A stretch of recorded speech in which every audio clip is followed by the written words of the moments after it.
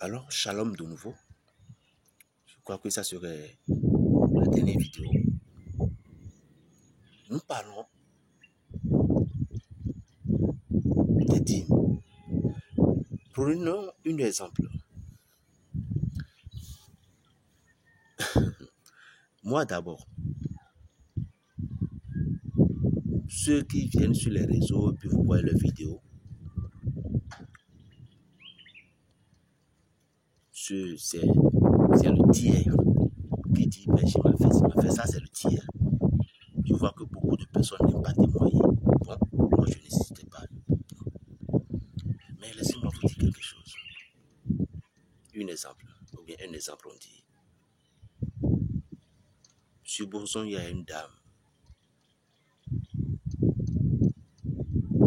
Parce que certaines personnes n'aiment pas qu'on appelle le nom. Il y a une dame qui a 2 enfants. Et je crois que c'était l'année passée. C'était l'année passée ou bien cette année, je crois non. Qu'elle doit faire cette dernière épreuve de l'examen ou bien de bac. Dans le cas contraire, elle n'aura plus de travail. C'est fichu. Elle est à l'Occident. C'est-à-dire qu'elle a raté plus de 7 fois. On a travaillé. Dieu l'a béni. Et c'était pas facile.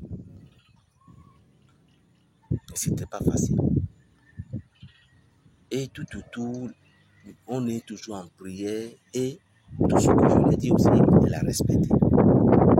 On est en prière, avec difficulté, tout. Et l'esprit encore commençait par menacer ses enfants. Parce que c'est une malédiction. Et on a tout fait, Dieu a fait grâce. Cette dame a trouvé du travail. Et nous sommes le nom de l'Éternel. J'ai reçu le message où on m'a dit que son salaire qu'elle doit prendre, il faut qu'elle me donne une part, il faut qu'elle fasse une action de grâce. Et je dis non, je ne le dirai pas. De peur, parce que je n'aime pas. Pour le moment, moi, je n'aime pas qu'on embête Dieu. Non. Je n'aime pas du tout que lorsque nous critiquons le Seigneur, ça me brise l'esprit. Donc, je respecte d'abord Dieu, mon Dieu pour moi. Secondo, je n'aime pas que l'on doute de mes messages. Raison fait, je dis que je ne vais pas dire. Si Dieu veut, Dieu même n'a qu'à lui montrer des signes. Mais la dame a eu des signes. Là, quand je me suis présenté, lui dire pour dire que Dieu est abergé. Que ton travail, qu'il fallait que tu dois donner de la dîme.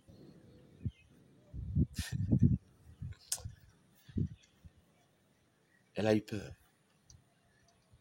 Or, ça lui reste encore des preuves à faire. La dernière épreuve. Quand elle m'avait dit ça, je dis bon. Elle dit bon, combien je peux? Je dis non. C'est à toi de voir. Et je lui ai donné l'explication des étapes. Elle a commencé par faire. Au temps où la fin de dernière épreuve est venue,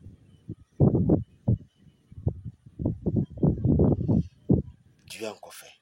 Parce que c'est ça qui va être titulaire. Dieu a encore fait. Elle est passée. Demandez-moi si je l'ai insisté de dire, pour dire qu'elle va payer chaque fin de mois. Non.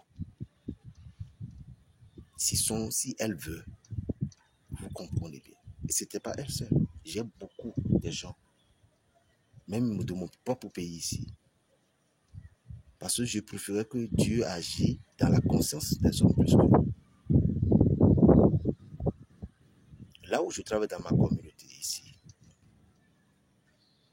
eux tous, là où on est l'électricité, toute personne qui vient, nous avons un groupe spécial. Ils se sont trouvés 5 000, 10 000, chacun d'eux cotise.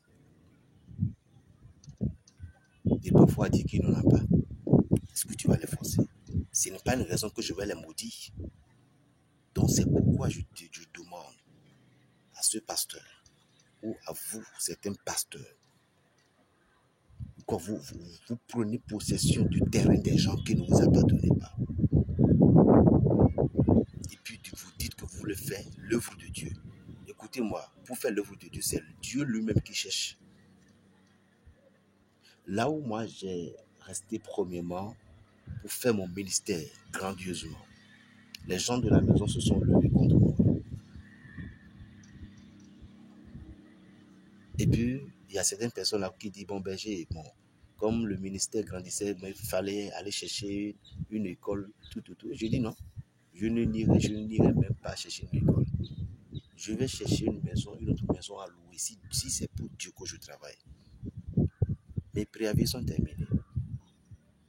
Dieu m'a montré une vision où j'ai trouvé une maison non loin d'un mosquée. Or, la maison est tout juste derrière moi, je ne savais même pas. Cette maison est là depuis 1 an, personne n'a jamais loué. Parce que Dieu l'a destiné, il disait que c'est moi qui vais louer.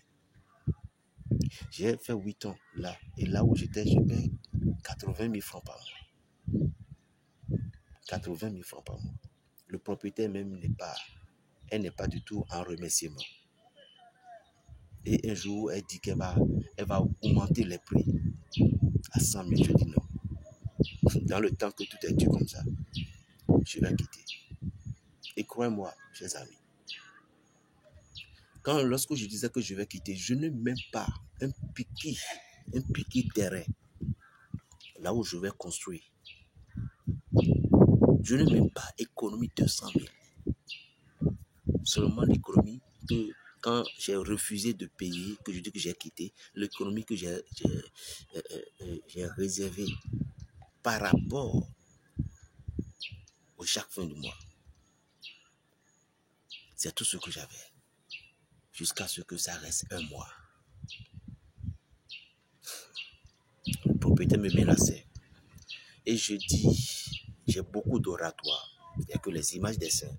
Et je me suis en face, j'ai dit, Seigneur, si jamais je quitte ici,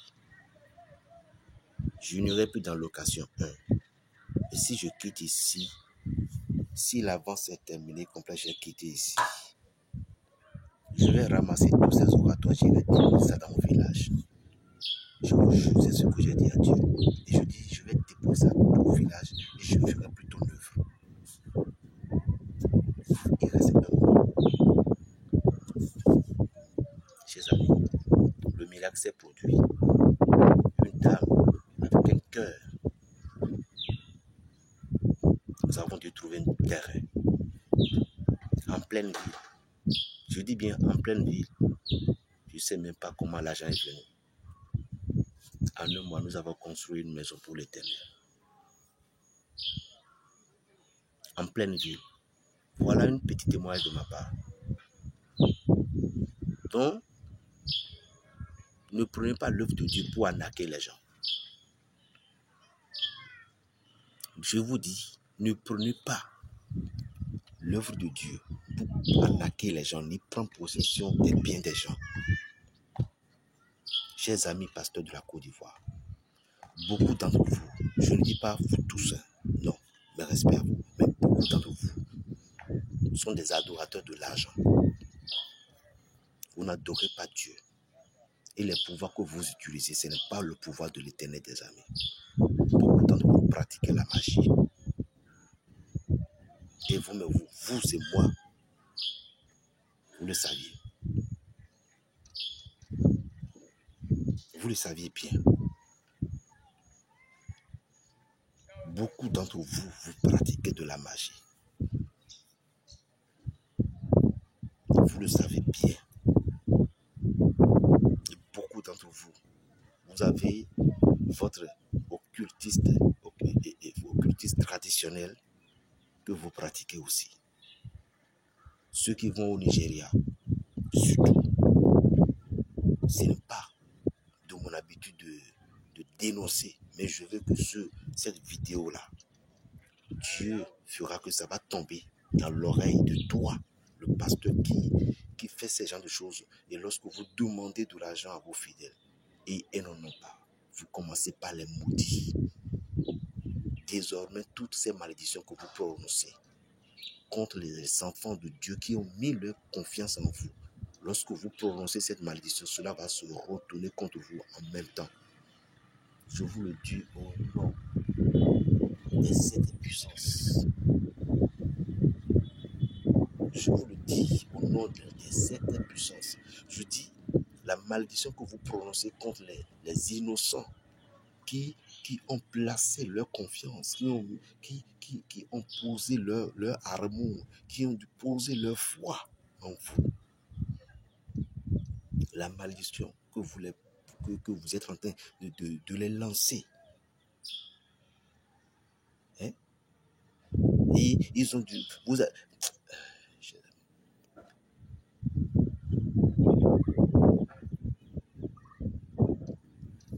Je veux juste pour vous donner un peu de détails. Est-ce que c'est bon? Est-ce que c'est bon que quelqu'un qui travaille, quelqu'un qui travaille, et puis on le dit, le pasteur soi-disant le dit, combien elle va donner chaque fin du mois pour aider son église. Et elle a dit elle, 50 000. Et chaque fin du mois, cette personne, ce fidèle, respectait les 50 000 francs. Est-ce qu'un fidèle à qui on l'a dit de donner tout son premier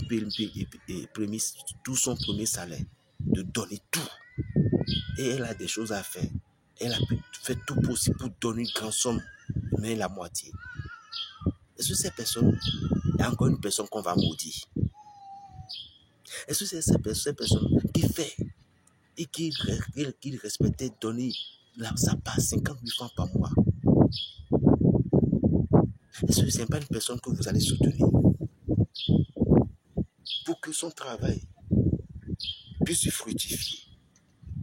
Est-ce que c'est une personne encore à maudire, soi-disant qu'elle ne va pas prospérer dans son travail, malgré qu'elle donne les 50 000 francs? C'est juste une question. Donc c'est pourquoi je parle à peu près. Est-ce que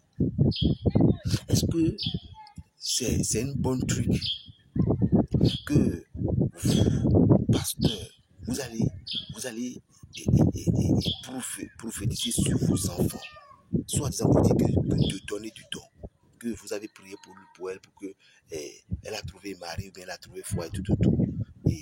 Et vous avez demandé certaines choses à ce qu'elle a payé, et de justesse, vous avez encore demandé des dons. Elle a fait.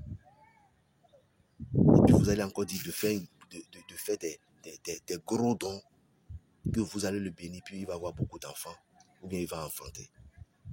Donc ça veut dire que, c'est vous.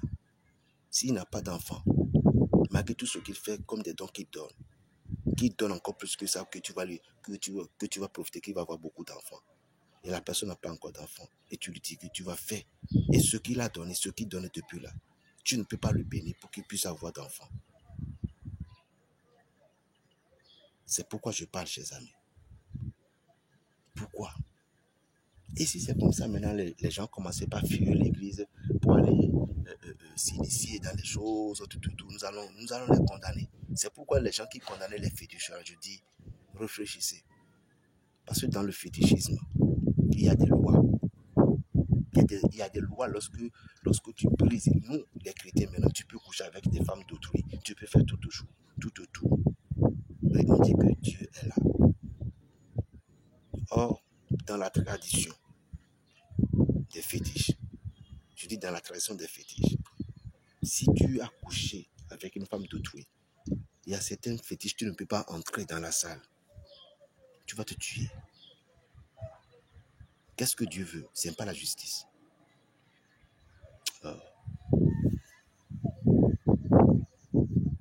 On m'appelle Berger Raphaël, le petit prophète du Bénin. Plus 229, le 95, 26, 41, 46. Vous, pasteur, je parle aussi de mon pays ici au Bénin aussi. Quels que soient les pasteurs qui sont au Bénin ici. Et puis vous forcez les gens. Dieu vient pour vous. Dieu vient pour vous. Et vous, c'est de la Côte d'Ivoire qui adore l'argent au lieu d'adorer Dieu. Et puis vous maudissez vos fidèles. L'heure de Dieu a sonné pour vous. Shalom.